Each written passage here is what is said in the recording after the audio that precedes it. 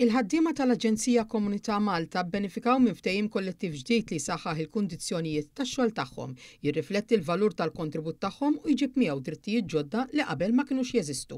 Dan il-ftehim huwa xhieda ta' ħidma konġunta bejn l-Aġenzija Komunità Malta u l-General Workers Union ban wieħed li s-servizz pubbliku jkun aktar b'saħħtu u l-ħaddiema jħossuhom apprezzati u mħarsa.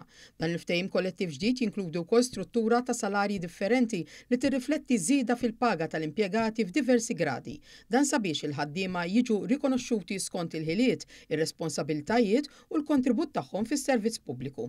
Minn barra hekk ġiet ukoll introdotta sistema li tippremja l-impenn fuq il-post tax-xogħol filwaqt li tħeġġeġ ukoll kultura ta' motivazzjoni u riżultati konkreti. Dwar dan tkellem il-kap eżekuttiv tal-Aġenzija Komunità Malta Joseph Mizzi. Dawn il-kundizzjonijiet il-ħaddiema se jkunu iktar motivati biex din l-effiċjenza u l-effectiveness tal-entità tkun tista' tkun iktar effettiva u effiċjenti biex taqdi l-funzjoni u d-dmirijiet tagħha. Sa dan it-tant il-Ministru responsabbli Byron Camilleri spjega li dan il-ftehim jirrifletti l-impenn lejn ġustizzja soċjali fuq il-post tax-xogħol. Inħares il qudiem li dawn il-ħaddiema mhux biss ikollhom kundizzjonijiet aħjar allura permezz dan il-ftehim iżda jkomplu jagħtu servizz mill-aqwa lis-soċjetà tagħna.